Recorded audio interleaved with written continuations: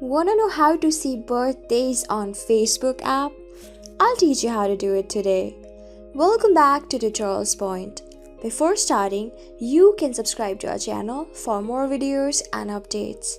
I am already logged in. Make sure you are as well. Now tap on this bell-like icon next to 3 straight parallel lines on the top right corner. That is a particular notification, and earlier below you can see this particular account had their birthday yesterday. Tap on this notification. Here you can see the recent birthdays, upcoming birthdays, and the birthdays in the latter months as well.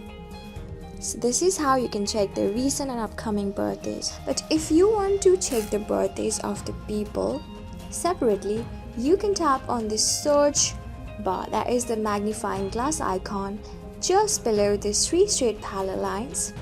Insert your particular profile's name and then tap on this about info and then scroll down until this basic info section. You can see there is a birthday. That means this particular person was born on June 4, 1973. That's how you check it. So this is how you do it. I hope this video was really helpful for you and I was able to help you. I am going to see you on the next video. Till then, keep calm, stay safe, and goodbye.